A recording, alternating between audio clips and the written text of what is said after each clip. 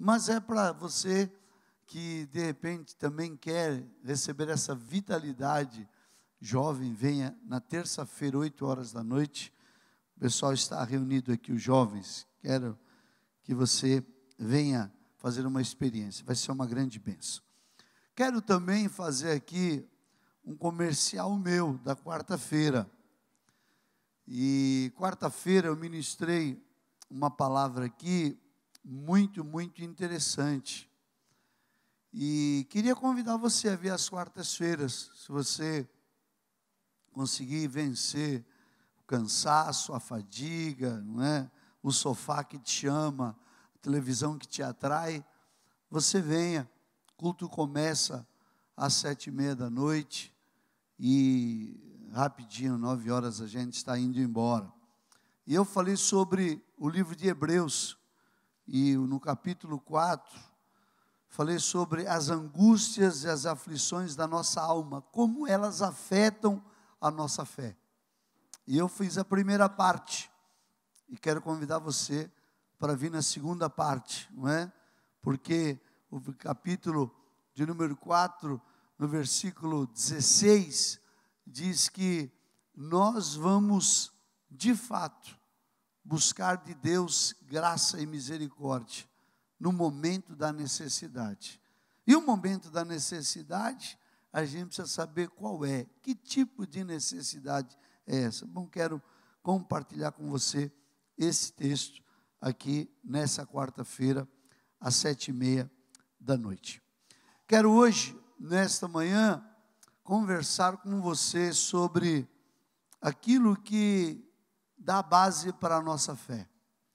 Quero ir com você ao livro de Romanos, no capítulo 5, aonde Paulo fala de fé. Aliás, essa carta de Paulo aos Romanos trata exatamente, né, o tema desta carta é o grande tema, que é a justificação. E queria falar sobre isso. Estava ali cantando e estava ali pensando, como a Cândida estava dizendo, se você não se alegra, se não te constrange esse amor de Deus, a gente precisa rever a nossa salvação. Paulo diz, o amor de Cristo nos constrange. E constranger significa apertar a nossa alma, o nosso coração, e fazer verter lágrimas dos nossos olhos, que é a maior expressão do constrangimento de um homem aqui na terra. Constrangido. E Deus nos constrange com o amor dele. Paulo vai falar isso aos Romanos, no capítulo 5. Quero ler com você, convidar você, se não tiver Bíblia, acompanhar aqui no telão, que diz assim: tendo sido, pois, justificados pela fé, temos paz com Deus, por nosso Senhor Jesus Cristo, pelo qual também temos entrada pela fé a esta graça, na qual estamos firmes e nos gloriamos na esperança da glória de Deus. E não somente isto, mas também nos gloriamos nas tribulações, sabendo que a tribulação produz a paciência, e a paciência a experiência, e a experiência a esperança. E a esperança não traz confusão, porquanto o amor de Deus está derramado em nossos corações pelo Espírito Santo que nos foi dado. Porque Cristo, estando nós ainda fracos, morreu a seu tempo pelos ímpios, porque apenas alguém morrerá por um justo, pois poderá ser que bom alguém ouse morrer, mas Deus prova o seu amor para conosco, em que Cristo morreu por nós, sendo nós ainda pecadores. Logo muito mais agora, tendo sido justificados pelo seu sangue, seremos por ele salvos da ira, porque se nós, sendo inimigos, fomos reconciliados com Deus pela morte de seu Filho, muito mais, tendo sido já reconciliados, seremos salvos pela sua vida. E não somente isso, mas também nos gloriamos em Deus, por nosso Senhor Jesus Cristo, pelo qual agora alcançamos a reconciliação. Amém? Vamos orar. Senhor, louvamos o teu nome. Estamos constrangidos com este amor. Estamos, Senhor, diante da mesa, Senhor, a mesa da contrição, aonde o Senhor, naquele dia, o Senhor disse: fazei isto todas as vezes em memória de mim. É isso que nos traz a memória. Fala conosco, revela-te a nós, fala-nos desta justificação, a cada vida que aqui está. Convence-nos, meu Pai, do pecado, da justiça e do juízo. Assim eu te peço e oro pela igreja e com a igreja, em nome de Jesus. Amém e amém. Amém? O título que você vai ver aí na tua Bíblia é Os Frutos da Justificação. Justificação, muito pouco se fala sobre isso, alguns têm esse subtítulo, né? Os frutos da justificação. Na minha Bíblia, por exemplo, tem, capítulo 5, os frutos da justificação pela fé. Como eu disse anteriormente, este é o grande tema da carta de Paulo aos Romanos. Paulo, o apóstolo, escreve esta carta aos Romanos, a igreja que estava ali em Roma. E quando você lê o livro de Romanos, no capítulo 1, até o versículo 18, não é? Começando no versículo 18, melhor dizendo, indo até o capítulo 3, no versículo de número 20, Paulo defende a tese da necessidade absoluta da justificação pela fé. Ele diz: é necessário que nós sejamos justificados pela fé. E ele vai mais e diz: uma vez que se julgado pelas obras, o homem está perdido. Por quê? Porque Paulo vai dizer o quê? Que nós não podemos ser salvos pelas obras, mas temos que ser salvos pela fé. O instrumento que nos leva à salvação é esta fé. A fé que temos em Cristo Jesus. Então Paulo diz assim: olha, já que nós não vamos ser julgados ou não vamos ser aperfeiçoados pelas obras, por quê? Porque lá em Romanos 3:23 diz: todos pecaram e carecem da glória de Deus. Eu vou pedir, aí você vai colocando, está colocando, né? Todos os versículos estão aí relacionados. Então no capítulo 3, e do 21, no versículo 21 ao capítulo 4, estou falando de Romanos, no versículo 25, Paulo fala o quê? Como é que esta justificação aconteceu em Cristo Jesus? Ele vai abordando isso. Eu creio que todos nós deveríamos ler, sempre trazer à memória e confirmar a nossa fé exatamente aqui em Romanos, nessa carta de Paulo aos Romanos. E Paulo fala aqui como essa justificação aconteceu em Cristo Jesus. E ele diz: não foi pelas obras, mas foi pela graça. A graça de Deus que nos justificou. Então ele diz: não foi por merecimento nosso. Ele diz: foi pelos méritos de Cristo. Ou seja, não é por aquilo que nós fazemos, mas é exatamente por aquilo que Deus fez através de Cristo, aquilo que Ele fez por nós. Paulo vai abordar aqui isso e diz: nós somos justificados por aquilo que Cristo fez. Não é aquilo que a gente faz, não é aquilo que a gente vai fazer, não é nada disso, mas por aquilo que o Cristo fez na cruz do Calvário. Então agora, neste capítulo 5 aqui, eu quero parar e eu quero que você deixe a tua Bíblia aberta no capítulo 5, e vamos aqui abordar esses frutos da justificação, versículo a versículo. A gente vai saber o que Paulo quer dizer aqui. Ele vai falar aqui dos frutos da justificação. E é interessante porque quando eu falei aqui, quando eu estive falando sobre aqui Martinho Lutero, e Martinho Lutero tem uma frase interessante e curiosa. Ele diz assim: com essa doutrina, que doutrina? A doutrina da justificação pela fé. Ele diz: com esta doutrina, a igreja fica de pé. Com essa doutrina, a igreja fica de pé. Sem essa doutrina, a igreja cai. Ele diz: é necessário que tenhamos uma igreja que creia e que se baseie exatamente na justificação pela fé. Mas antes de eu falar sobre esses frutos, eu queria fazer aqui algumas ponderações a respeito exatamente desta justificação pela fé. Queria falar aqui sobre 3 assuntos. Primeiro, a natureza da justificação. Precisamos entender isso para sabermos sobre os frutos da justificação pela fé, ou seja, qual é o resultado, o que veio até nós por causa da justificação pela fé, o que Paulo está dizendo. Então eu queria falar com você qual é a natureza da justificação.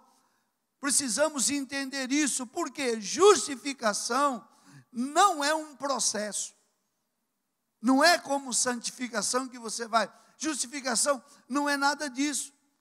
Justificação é um ato único que aconteceu e não se repete mais. Não é um processo. Não aconteceu lá e vai acontecer de novo e de novo, porque tem algumas igrejas que trabalham em cima desta heresia, achando que esta justificação é um processo. Não, justificação não é um processo, não é aquilo que Deus faz em nós, mas é aquilo que Deus faz por nós. Então não é aquilo que Deus faz em nós. Justificação não é aquilo que Deus faz, mas Deus faz por nós. Ele já fez por nós. Não vai acontecer de novo.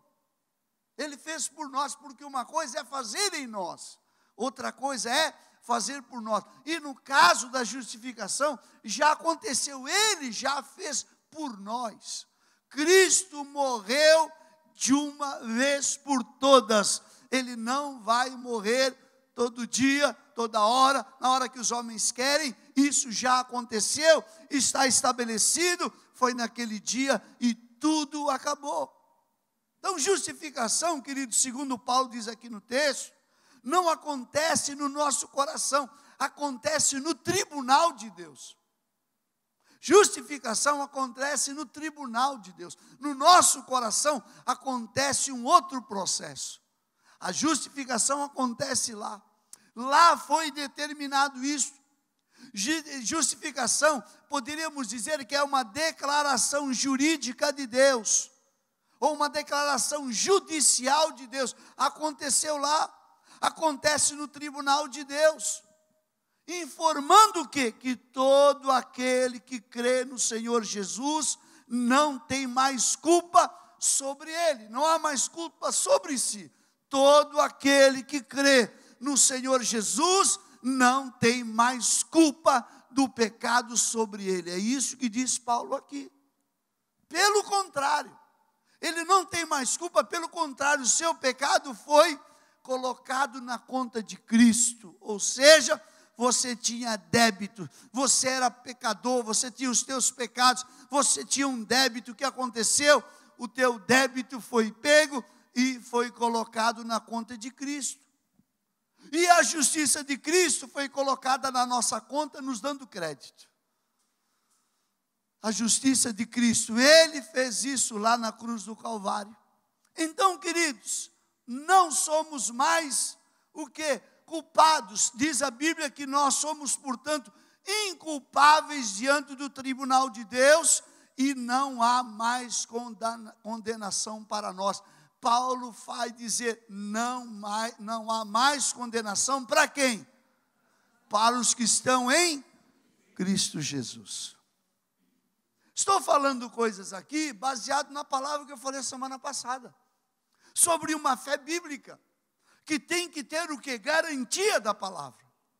Não poderia falar para você aqui de maluquices, de suposições minhas, mas estou falando aqui de verdades que a Bíblia garante, porque assim está escrito.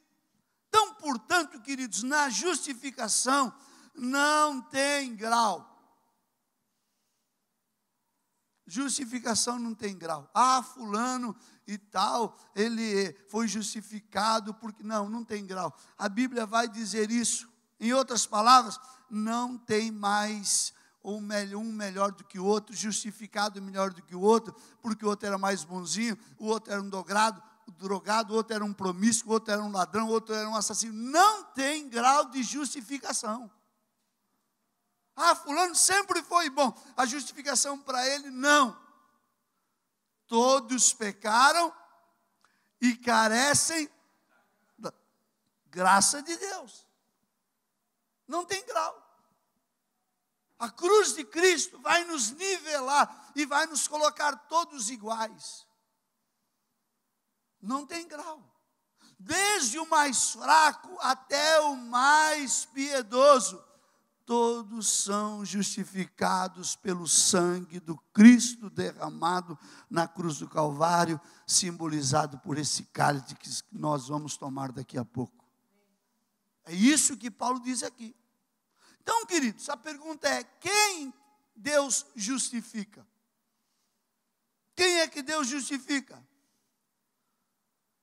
Interessante que quando nós lemos aqui essa carta de Paulo, nós acharíamos até injustos, nós que gostamos, de fazer a nossa própria justiça, de acharmos isso, de acharmos aquilo e aquilo outro. Se Deus pedisse a nossa opinião, nós acharíamos injusto. O justo justificar o injusto. Como é que um justo justifica o injusto? Como é que alguém que fala que é justo, chega e alivia para o lado do injusto? A gente ia achar um absurdo. Porque o justo justificar o injusto é injusto. Segundo a nossa ótica, é ou não é, Tiago? É o doutor Fernando, é ou não é? O justo justificar o injusto. Não, o cara é injusto, mas peraí, eu vou justificá-lo. Peraí, isso é injusto, pô. Esse é um sentimento humano, é o que Paulo vai dizer aqui. Mas o que Paulo quer nos revelar aqui, queridos? Deus não justifica o justo, Deus justifica o injusto. Deus não quer justificar justos, Deus quer justificar os injustos.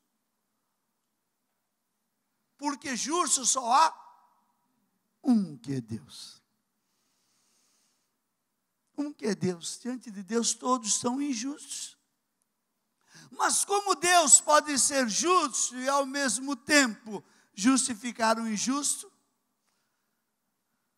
Para nós humanos essa é injustiça. Como é que Deus pode ser justo e justificar o injusto? Aonde está a resposta? A resposta está aqui no texto. Deus justifica o injusto, não por causa da injustiça do injusto, nem por causa da sua suposta justiça. Deus justifica o injusto, imputando na conta do injusto a plena justiça do justo. É meio assim, né, irmãos? Você fica olhando assim, com essa cara de brasileiro aqui da Pituba, né? Deus imputa, ou seja, Deus coloca exatamente, queridos, na conta do injusto, o crédito da justiça de Cristo. Por isso que nós somos justificados. Porque o justo tem crédito, e ele então vai e compra a minha dívida e a tua dívida. Deus justifica imputando na conta do injusto a justiça plena do justo. Jesus Cristo, diz o texto, o justo morreu por nós injustos. O justo morreu por nós injustos. Paulo vai dizer o que ele pagou a nossa dívida. Então agora, coloca no nosso crédito a justiça do seu Filho. Por isso ele nos justifica e ao mesmo tempo continua sendo justo. É por isso que a gente não tem dúvida. Segunda coisa aqui que eu quero falar nesse texto, queridos, é que nós precisamos entender a causa meritória da justificação. O que é isso? A morte de Cristo em nosso favor. Nós somos justificados por quê? Por causa de um substituto. Um substituto legal assumiu o nosso lugar como nosso fiador. É isso que Paulo diz aqui. Como nosso representante, o que ele fez? Ele pagou a nossa dívida e morreu a nossa morte, de tal maneira que, estando nós em Cristo, estamos quites com a justiça de Deus. Não pesa mais nenhuma dívida sobre nós. Nós estamos em Cristo. Por isso que eu tenho uma dificuldade de entender gente que ainda não tem certeza de salvação. Você pergunta, você tem certeza? A pessoa fica, não sei, Deus é que sabe no dia. Mas eu quero dizer para você, uma vez em Cristo, a tua dívida foi paga. Você recebeu a graça maravilhosa de Cristo, e na cruz do Calvário, porque você confessou a Ele, e você se entregou a Ele, agora nada mais pesa sobre a tua vida. O diabo não tem poder de requerer nada da tua vida. A tua dívida foi paga. Aleluia, aleluia. Pode dar uma salva de palmas ao Senhor. Aleluia. É isso que Paulo vai dizer. Estamos quites com a justiça de Deus. Não pesa mais nenhuma condenação para aqueles que estão em Cristo, nosso Senhor. Esta é a causa meritória da justificação. Agora, queridos, há uma causa que nós chamamos de causa instrumental. Nós falamos agora há pouco. Qual foi o instrumento que nos levou a essa graça? Pela graça sois salvos mediante a fé. Então isso se chama de causa instrumental. Qual foi o instrumento usado para que nós pudéssemos ser salvos pela graça? O instrumento foi a fé. Justificados, diz o texto, portanto, mediante o quê? A fé, você e eu somos justificados pela nossa fé, ou melhor, por causa da nossa fé. Esse é um instrumento. Nós somos justificados mediante a fé. Não é a causa meritória, não é mérito nenhum, a fé. A fé aqui, queridos, é a causa instrumental. Pela fé, nós nos apropriamos do que Cristo fez por nós na cruz. Pela fé. Não víamos, não estávamos lá, mas o Cristo morreu, e a palavra nos garante, e ele diz, e a palavra diz em 1 João, a todos quantos o receberam, deu-lhes o quê? Poder para serem feitos filhos de Deus, a saber, aqueles que creem no seu nome. Isso é uma loucura, irmãos. Por isso que Paulo vai dizer, só podemos entender isso pela fé. A gente não pode, não dá para explicar para quem não tem essa experiência de fé. Então, nós somos salvos por causa da fé que nós temos exatamente no Cristo que morreu por nós. Você é salvo por causa de Cristo e da sua morte. E nós nos apropriamos deste presente, de que maneira? Mediante a fé. Mediante a fé. É isso que eu queria deixar claro para você, para antes de dizer para você sobre o que? Os frutos desta justificação pela fé. É isso, querido. Estamos falando de fé, de coisa séria. Não estamos falando de religião, nem estamos brincando, estamos falando de vida e morte. Estamos falando de uma condição de dívida e de uma condição de dívida paga. Eu estou dizendo, em Cristo há essa possibilidade. Por isso estamos aqui hoje para nos assentar a esta mesa e declarar isso e tomar posse disso. Dito isso, queridos, quero falar para você agora, capítulo 5, o que ele diz. Diz então, abra comigo aí, capítulo 5, versículo 1. Justificados, tendo sido, pois, justificados pela fé. Qual é o primeiro fruto da justificação? A paz com Deus. Justificados, pois, pela fé, temos, diz o versículo, paz com Deus. Então, o primeiro fruto da justificação é esta paz com Deus. Paz com Deus. E precisamos entender que é diferente da paz de Deus. Já falei isso aqui anteriormente. Paz com Deus e paz de Deus é uma coisa completamente diferente. Porque paz com Deus, você só tem a paz de Deus se você tiver o quê? Paz com Deus, justificado. Por isso que tem um bocado de gente aí que não tem a paz de Deus. Por quê? Porque não participou desse processo.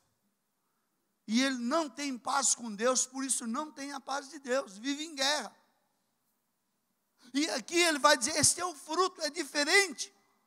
Paz de Deus está lá em Filipenses 4:7. Você lembra de Filipenses 4:7? E a paz de Deus, que excede todo entendimento, guardará o vosso coração e a vossa mente. A quem ele faz isso? Aquele que já tem paz com Deus. Olha aqui o que diz Filipenses. E a paz de Deus, aí é outra paz, que excede todo entendimento, guardará o coração e a mente em Cristo Jesus. Não dá para ter a paz de Deus sem ter o quê? A paz com Deus. Não dá para ter. Então o fruto da justificação é esse. Aqui, queridos, esta paz é um sentimento. Um dia você pode estar cheio da paz de Deus, sim ou não? A gente está, ai meu Deus, que paz maravilhosa. Outro dia, o teu nível, aqueles que têm um carro que marca lá a quantidade de combustível, como é que está a tua paz? Está lá embaixo na reserva, né? Luzinha da reserva. Como é que está? Está, ó, tanque vazio. Porque é um sentimento. Estou cheio de fé, estou amando a Deus, mas veio uma luta, veio um desafio. Este sentimento que você tinha, o tanque estava cheio, e você tinha esse sentimento, a paz de Deus na tua vida, você amanheceu com o coração apertado, com uma angústia, por causa de uma circunstância, por causa de uma situação, e aí você precisa da paz de Deus, porque o teu tanque está vazio. A paz com Deus não sofre variação. A paz com Deus não é um sentimento, é uma posição, é um status, é um nível, é onde você está colocado. Um dia que você entregou a tua vida a Cristo, e pode ser hoje, nesta manhã, você que nunca ouviu falar disso, eu quero dizer para você, esta paz será permanente na tua vida, e você vai sair da guerra que você estava enfrentando, e vai estar em paz com Deus. Então o primeiro fruto da justificação pela fé é exatamente isso. Paz com Deus significa que antes de você crer em Jesus, não é?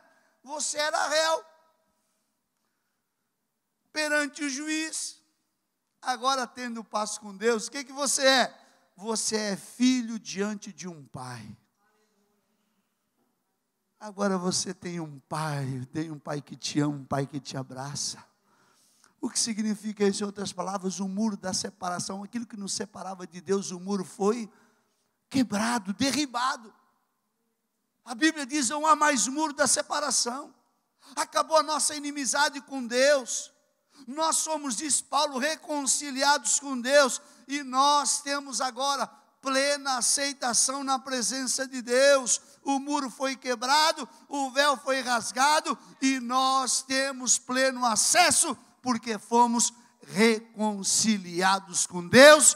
Por isso temos a paz com Deus. Aleluia!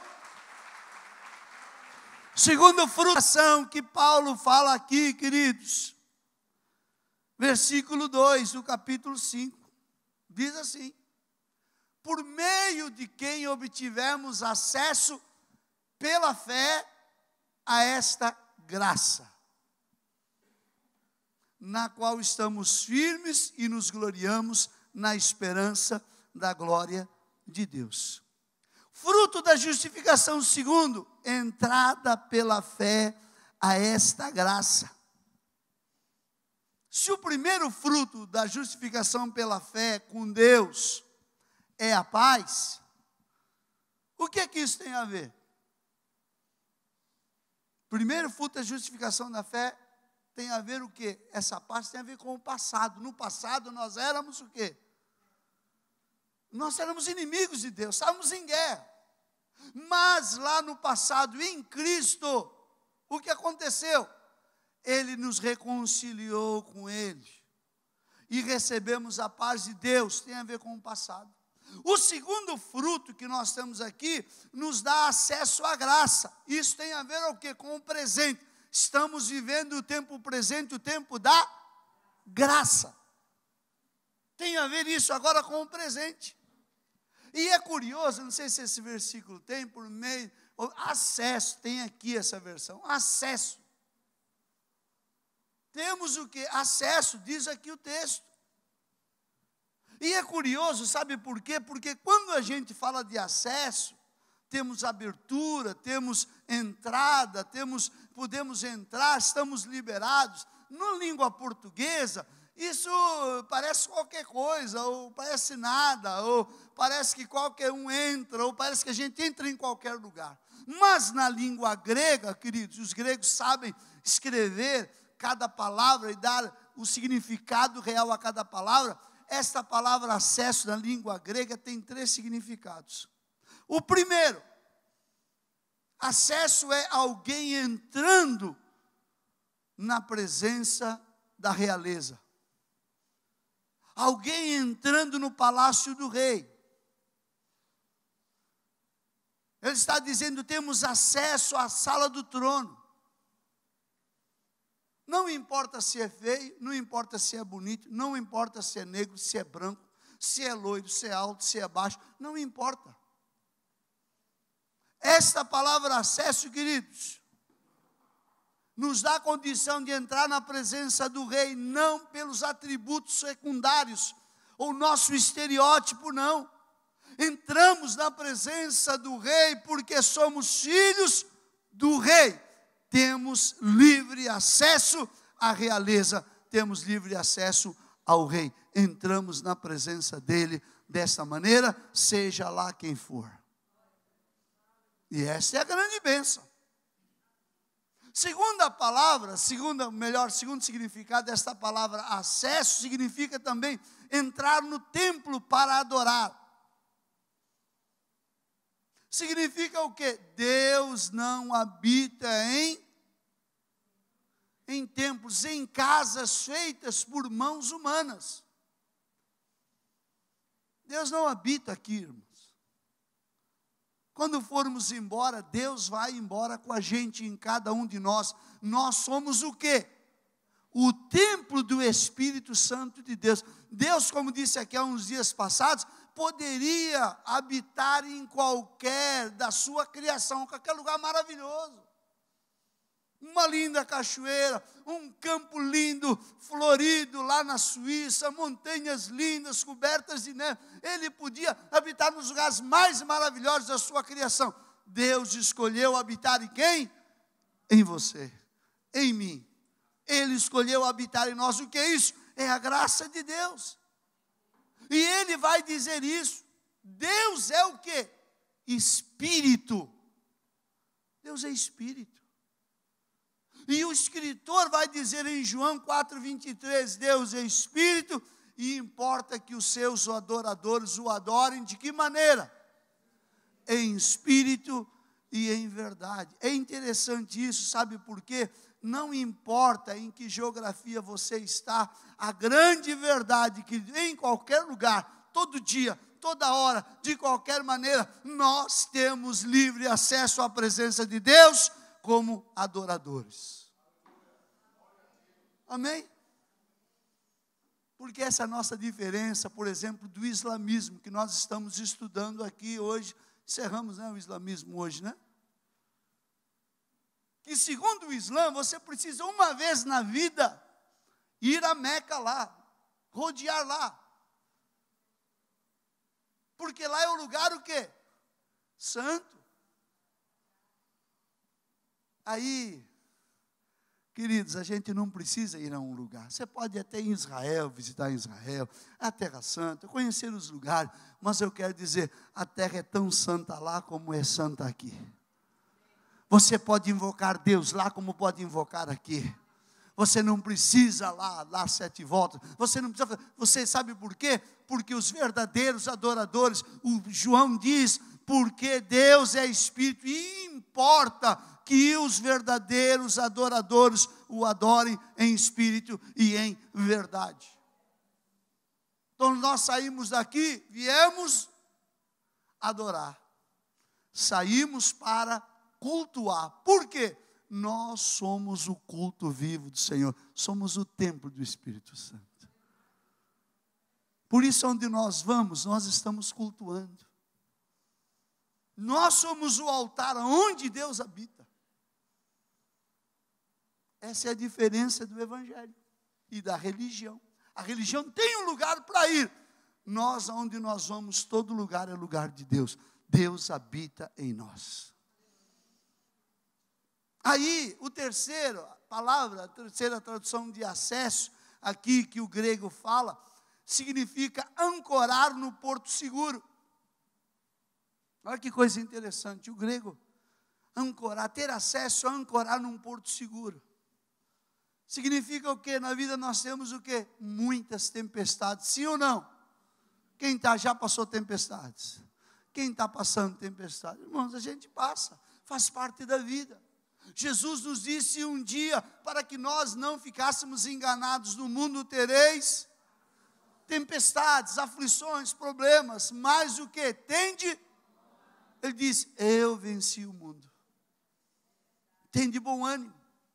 Então, quando nós vemos essa palavra grega de acesso, nós podemos fincar o que? As nossas âncoras e chegar no porto seguro, porque temos livre acesso a esta graça, aonde estamos firmados. Então, a gente tem acesso a essa graça. Aí a gente descansa. Então, se a paz é um fato único, e essa é uma condição que nós temos com Deus, eu quero dizer para os queridos, você está em paz com Deus, a paz vai permanecer sempre sobre a tua vida. Aleluia. Ainda que as pessoas não entendam. Por isso que Paulo escreve, não é? E a paz de Deus que excede o entendimento. Ninguém entende, mas você está em paz. Não era para ter paz, mas você está em paz. Por quê? Porque a paz de Deus, essa paz, não é a paz que o mundo dá, é a paz que Deus dá, e ela excede o entendimento do homem, e nos mantém firmados na garantia que Ele é o nosso porto seguro, a gente vai chegar lá seguro. Terceiro fruto da justificação, vamos continuar o texto, versículo 2, do capítulo 5, diz assim, e nos gloriamos na esperança da glória de Deus. Olha aqui, né? 5 o quê? Na esperança da glória de Deus. O versículo diz assim, o que ele está dizendo aqui é a alegria e a exultação na glória.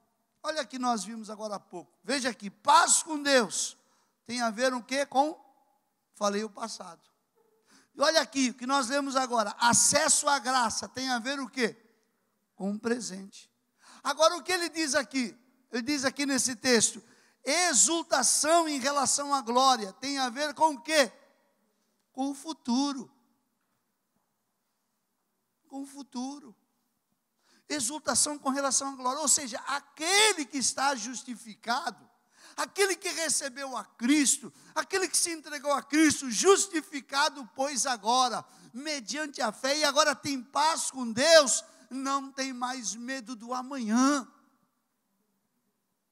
não tem mais medo do futuro, não tem mais medo da morte. Por quê? Porque diz aqui o versículo, nos gloriamos na esperança da glória de Deus. Estamos firmados nisso. Não importa o que vai acontecer. Não estamos preocupados, nos organizamos, nos planejamos, oramos, pedimos a Deus direção, e a Bíblia manda fazer isso para que a gente viva em paz. E aí nós estamos chegando perto das eleições. O que vai acontecer? Meu amado, a verdade está aqui. Nós não tememos o amanhã, não tememos o futuro, não temos medo da morte. Por quê? Porque estamos nesta palavra. A morte perdeu o seu poder sobre as nossas vidas, perdeu. Alguns irmãos sabem aquilo que é perdeu, né? Deus me livre. Um cara chega, perdeu, você vai, perdi mesmo, celular, não sei o quê, né? Pessoal por aí, né, que precisa de Cristo, não encontrou a salvação ainda, né, usa essa técnica. Perdeu, você sabe que tem que entregar. A grande bênção, meus amados, a morte perdeu o seu poder, porque a Bíblia diz o quê? Que Cristo foi lá e tirou o aguilhão dela. Jesus matou a morte. 1 Coríntios 5, 54, 55. Quando, porém, o que é corruptível se revestir de incorruptibilidade, o que é mortal de imortalidade, então se cumprirá a palavra que está escrito, o quê? A morte foi destruída pela vitória. Destruída. Isso aqui não é uma suposição, não é um desejo do meu coração, é uma garantia da palavra, foi destruída. Por isso Paulo, ele grita e diz: onde está, ó morte, a tua vitória? Onde está, ó morte, o teu aguilhão? Cristo venceu a morte. Aleluia. É isso. Estamos firmados nesta justificação. E este é o fruto. Esse é o fruto da justificação. Podemos abrir os pulmões e falar de boca cheia: vencida foi a morte. A morte. Então, queridos, para nós agora, por isso que Paulo vai dizer o quê? Paulo vai dizer que morrer agora para nós é lucro. Paulo diz: o viver para mim é Cristo e o morrer para mim agora é lucro. Porque se morrer, versículo anterior, eu espero a glória. Eu estou esperando a presença do meu Senhor.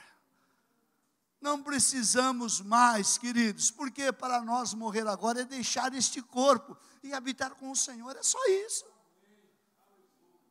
A gente descansa nessa esperança. Por isso que Paulo, quando chegou aos portais da glória, ele está escrevendo isso a Timóteo no capítulo 1, no versículo 12. Ele sabia que a morte estava próxima.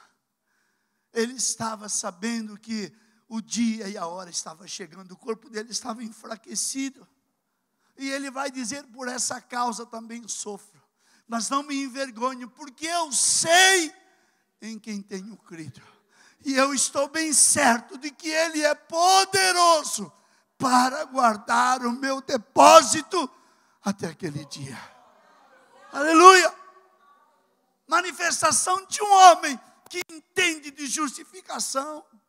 Ele diz: esta é a minha garantia. Estou bem certo que tenho crido e Ele é poderoso para guardar o meu tesouro até o dia final. Essa é a convicção de um crente justificado. Essa não é a convicção de um evangélico. Essa não é a convicção de alguém que tem uma religião, que pula de igreja em igreja e não sabe o que está procurando. Está apenas querendo se dar bem na religião. Está querendo prosperar. Está querendo viver a bênção. Isso não é convicção, não. Convicção aqui de um convertido. Ele olha para o futuro, ele olha para frente, olha para a eternidade, ele exulta na esperança da glória de Deus. Oh, aleluia! Exulta nessa esperança. É isso que me dá esperança. Quero trazer à memória o que pode me dar esperança. Eu sei, eu exulto na glória daquele que virá e certamente terá guardado o meu lugar. Eu estou esperando este dia. Paulo manifesta aqui. empolga a nossa fé ou não empolga? A gente fala, que isso? Que isso? Que probleminha? Que cheque para cobrir? Que nada. Não sei o que nada. É a glória. Mas isso não, isso aí passa. Vai passar tudo. Essas coisas não têm valor. Isso aí, Paulo chama de lixo, de esterco. Paulo chama de trapo de imundícia. Isso não tem glória nenhuma. Ele diz, eu estou esperando a glória. Eu estou voltado para o futuro. Fui justificado. Agora só o presente da graça e a glória de por vir me esperam. Quarto, vamos embora. Quarto, fruto da justificação. Versículo 3 a 5 do capítulo 5. Diz assim, não só isso, mas também nos gloriamos nas tribulações. Porque sabemos que a tribulação produz perseverança, a perseverança um caráter aprovado, e o caráter aprovado esperança. Talvez você pergunte assim, pastor, mas esse negócio de justificação é só lá para depois da morte? Esse negócio aqui não trabalha a minha vida aqui hoje, não me ajuda, não me socorre? Aí a pergunta, essa justificação pela fé não pode me ajudar agora? Ou será que essa doutrina é só uma coisa para a minha cabeça, subjetiva? A minha rotina de hoje, tenho problemas hoje, estou com dificuldades hoje. A chapa esquentou para mim, pastor, essa semana o bicho pegou. O negócio ficou estreito. Pastor, você não sabe a minha luta, você não sabe a minha guerra. Eu preciso da justificação para agora. Como é que isso me abençoa? Essa justificação me abençoa? Pois é. Você quer a resposta? Pois é, Paulo tem a resposta para você e para mim. Paulo diz, e não somente isto, mas também nos gloriamos nas próprias tribulações. Paulo aqui não está defendendo a filosofia do masoquismo. Eu gosto de sofrer. Não está falando isso. Paulo está dizendo que nós nos alegramos nas tribulações, não por causa das tribulações. O que Paulo está dizendo aqui no texto, que nós nos alegramos por aquilo que a tribulação pode produzir na nossa vida. A tua leve e momentânea tribulação produzirá em você o quê? Complete o versículo. Eterno peso de glória. Eterno peso de glória. Não é a tribulação pela tribulação, mas é o trabalhar de Deus enquanto estamos passando pela tribulação e pela luta e pelo desafio. A chapa está quente, o problema está desconfortável. Eu quero dizer para você, nós estamos sendo aperfeiçoados em Cristo e Ele está trabalhando no nosso caráter e nos aperfeiçoando na nossa caminhada com Ele. É isso que Ele quer dizer aqui. As tribulações produzem na nossa vida. E eu falei aqui um tempo atrás, quando eu ministrei sobre Pedro aqui, o que poderá nos separar do amor de Deus será a tribulação. Eu falei aqui que era a tribulação. Mas eu achei uma coisa interessante que eu não falei aqui, que no latim, tribulação, vem do termo tribulum. Num dia eu não falei aqui, falei do grego, mas eu não falei aqui do tribulum. Sabe o que era o tribulum? Era um descascador de cereais. Uma grande roda de madeira, cheia de pregos, e esses pregos passavam em cima das sementes dos cereais, e faziam o quê? Quebravam o cereal, separavam a casca e o grão.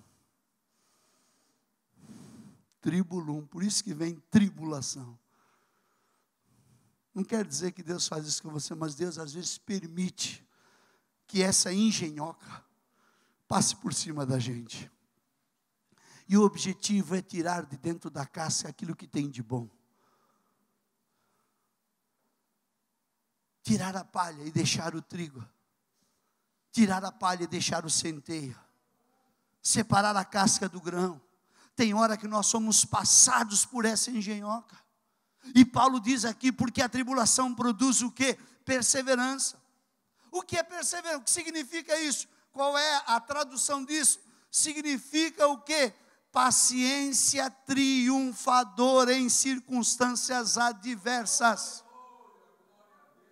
Vou repetir, significa paciência triunfadora em circunstâncias adversas. É passar pela vida sem murmurar, sem reclamar, não se desviando do amor de Deus. É passar pelas circunstâncias glorificando a Deus. Glorificando a Deus. É isso que ele vai dizer.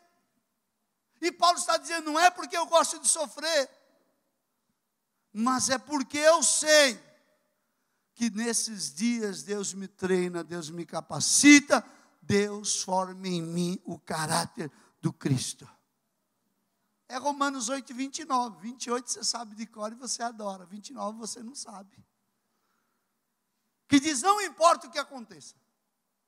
Todas as coisas, 28, cooperam para bem daqueles que amam a Deus. Aqueles que são chamados segundo o seu propósito. Ou seja, no versículo 29, Paulo vai dizer, olha, não importa o que aconteça, todas as coisas vão cooperar para que o caráter de Cristo seja formado em você. Nada vai impedir, por isso ele diz, todas as coisas cooperam para aqueles que foram justificados. Eu acrescento aqui, Paulo não falou isso, mas ele falou que amam a Deus, logo quem ama a Deus foi justificado pelo sangue do Cordeiro. É isso que ele diz. Então, queridos, versículo 4, ele diz, e a perseverança produz o que? Experiência.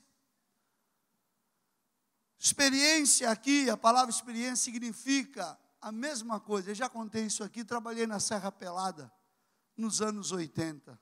80? Trabalhei na Serra Pelada, você não sabe nem o que é isso. Não é nada de coisa, não tem. É uma serra lá no Carajás, no Pará, aonde tinha a maior quantidade de ouro que esse país já viu. E trabalhei lá na minha época de solteiro. Fui lá fazer uma incursão. E eu via o pessoal trabalhando com ouro. E eu ficava impressionado de ver que os caras iam vender ouro, os garimpeiros, a gente ficava numa fila para vender ouro na Caixa Econômica, dentro do garimpo, no meio da floresta. E os caras botavam um maçarico queimando aquele ouro junto com terra ali, queimava e queimava e queimava. E o negócio ia diminuindo. Eu falei, não vai dar nada. Era uma bola assim, ia queimando sujeira, terra, calor. Aí, queimava, achava que estava bom, agora ele vai pesar. Ele pegava aquela bolinha, botava numa cavidadezinha, pegava uma marretona e batia em cima. Aquela bolinha, se tivesse ainda sujeira, ela trincava. Aí ele queimava de novo. Você fala, não vai ficar nada. Aí quando ele batia de novo e ela amassava, não mais trincava, ele disse, está perfeita, está purificada. Essa é a mesma palavra, produz experiência, é a mesmo termo usado para o ourive jogar o ouro e queimá-lo, deixando mais nobre e mais puro. Aí eu me lembro, eu vou aplicar isso, é isso que Deus permite fazer com a gente. Deus quer o quê? Que eu tenha uma experiência com Ele. Por isso que Ele me forja nesse fogo. Por isso que Ele me aperta. Por isso que Ele quer extrair o melhor de mim. E é interessante isso, sabe por quê? Quando a gente vê a Bíblia, Deus quer homens com relação com Ele, com intimidade com Ele. Me lembro da passagem de Gênesis que está aí, que quando Jacó saiu da casa do seu pai e da sua mãe, e ele vai para a casa de Labão, você lembra disso, não? Ele para no meio do caminho, diz que naquela noite ele botou uma pedra, botou a cabeça de travesseiro, teve um sonho, e Deus falou com ele ali. E ele, de que Deus falou com ele? Como é que Deus se revela a ele? Eu sou o Deus de Abraão, eu sou o Deus de Isaac. E ele ficou esperando. Deus vai falar que é o meu Deus também. Só que ele não falou.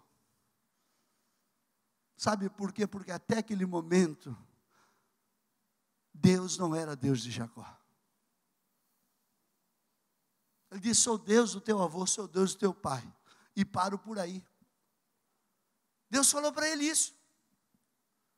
Até então, o seu avô e o seu pai. Mas Deus ainda não era o Deus da vida dele. E ele tinha o quê? Sabe que ele não era adolescente, não. A essa altura ele tinha 73 anos de idade. Ele ainda não tinha Deus como Deus da vida dele.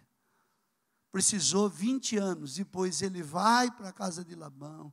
Lá ele se encontra com Labão e trabalha. E a história você sabe, que ele queria casar com uma, deram outra, ele casou, trabalhou mais 7 anos. E aí quando ele volta, quando ele vem voltando, e ele vem com as 2 mulheres, com seus bens, vem rico, cheio de poder, cheio de coisas.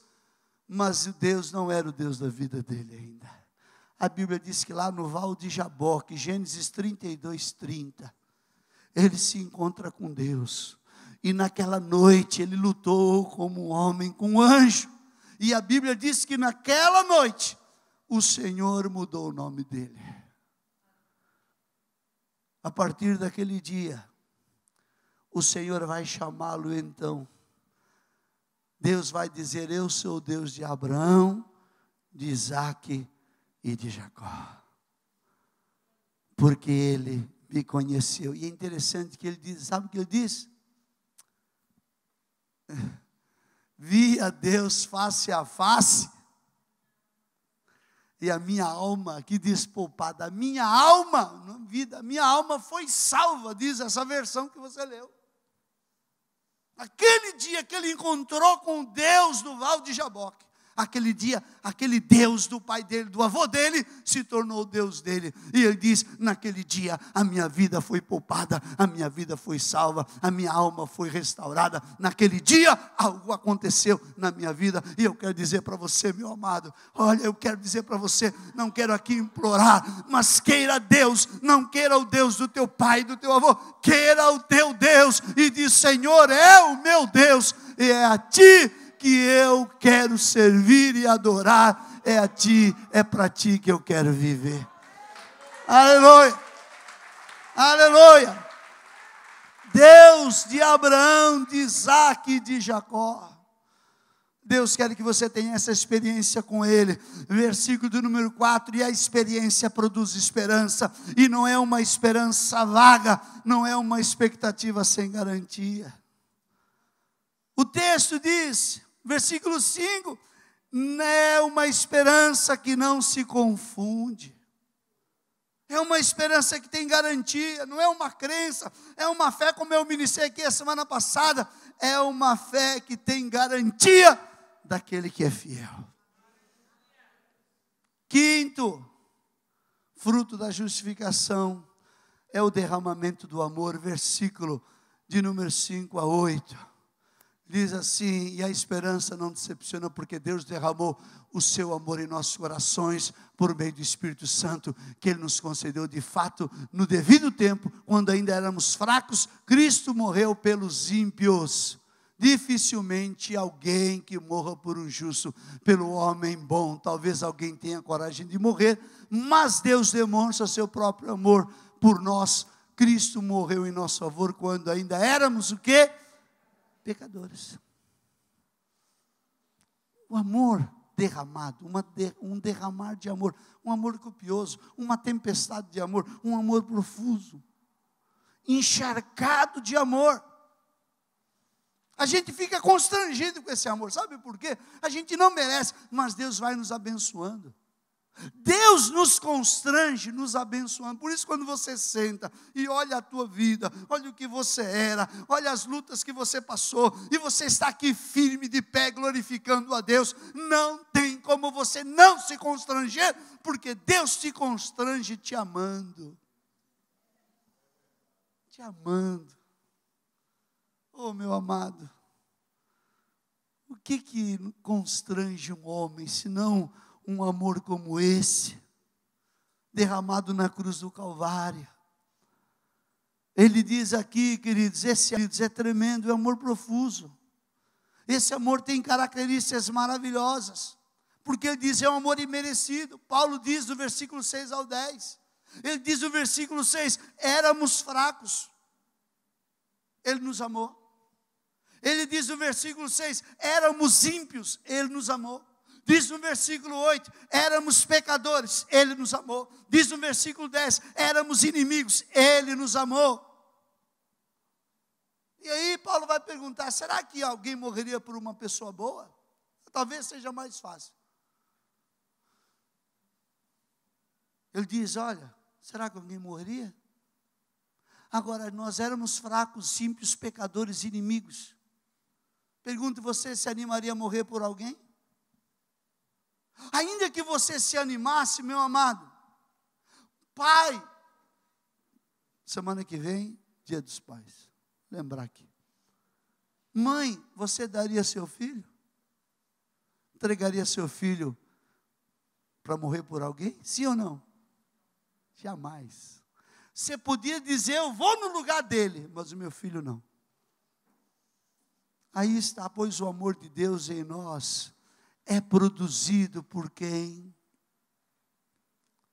Por Cristo na nossa vida. Apesar de quem somos.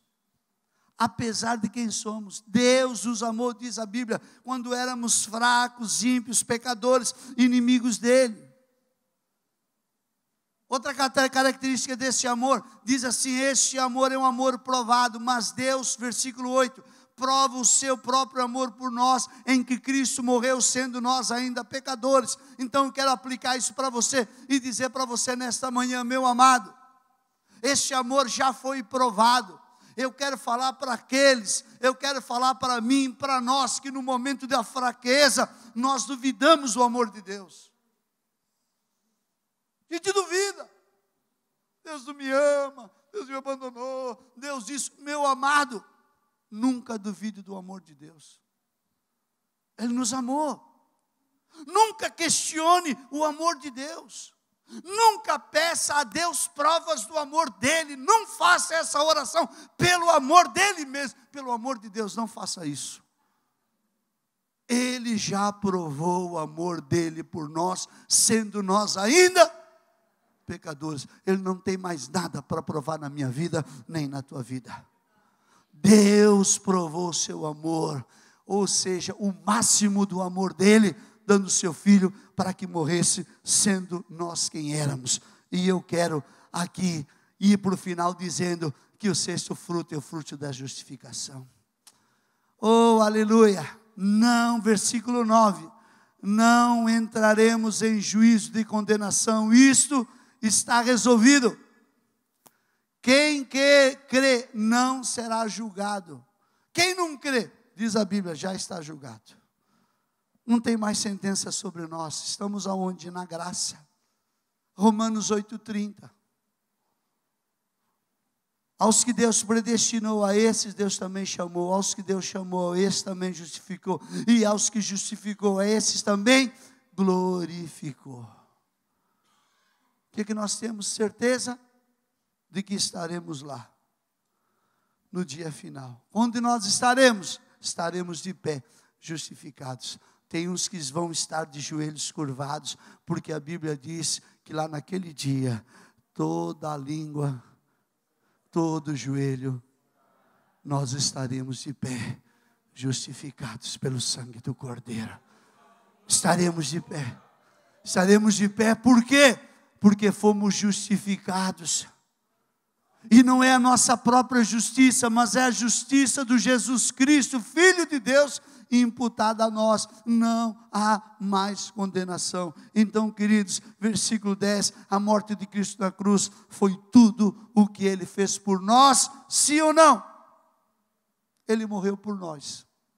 Ele ressuscitou, mas Ele continua agindo e operando nas nossas vidas. Ele vive para nós. Ele é o nosso intercessor, Ele é o nosso melhor amigo, Ele é o nosso companheiro, Ele é o nosso consolador, Ele é o nosso pastor, Ele é o nosso rei, Ele é o nosso conselheiro, Ele é tudo. Por isso que Ele vai dizer a João que sem mim nada, absolutamente nada podeis fazer. Não foi o máximo a justificação, continua Ele, foi tudo que Ele fez. Ele continua fazendo. Termino para ninguém ficar faltando nada. Fruto da justificação, o último, a alegria em Deus. Versículo 11, alegria. Versículo 11, não apenas isso, mas também nos gloriamos em Deus, por meio de nosso Senhor Jesus Cristo, mediante quem recebemos agora a reconciliação. 3 expressões aqui no texto, nesse capítulo 5 que nós lemos. Primeiro, gloriamos na esperança da glória de Deus, em relação ao quê? Ao futuro. Versículo 3, gloriamos nas próprias tribulações, em relação ao presente. E Paulo então chega ao ápice da palavra dele, e ele diz, nós também nos gloriamos em Deus. Em Deus, versículo 11. Por quê, pastor? Significa, queridos, que a nossa máxima alegria não está nem mesmo na nossa salvação, mas está no Deus da nossa salvação. Nossa alegria máxima não está na nossa salvação, mas no Deus da nossa salvação. Melhor do que a sua dádiva é o doador, é Deus Supremo. E a razão máxima, o conteúdo máximo, Paulo diz, na nossa máxima alegria, nos gloriamos em Deus. Termino lendo com você, Abacuque. Abacuque. Mesmo não florescendo a figueira, não havendo uvas nas videiras, mesmo falhando as safras de azeitonas, não havendo produção de alimento nas lavouras, nem ovelhas no curral, nem bois nos estábulos, ainda assim eu exultarei e me alegrarei no Deus da minha salvação. Não é na salvação, é no Deus da minha salvação. Me alegrarei nele, celebrarei a ele, ainda me alegrarei no Deus da minha salvação. Precisava pregar isso para você nesta manhã. Precisava compartilhar com você os frutos da justificação, para que você não viva apenas como um evangélico, que você não viva apenas como um crente, que você não viva apenas com uma religião, mas que você viva justificado, crendo nesta justificação, através do sangue do Cordeiro Jesus Cristo. Ele quer te dar esta experiência, e hoje, ou amanhã, ou o dia que você abrir o teu coração, Ele estará pronto para te dar essa experiência com Ele. Curva a tua cabeça. Oh Deus,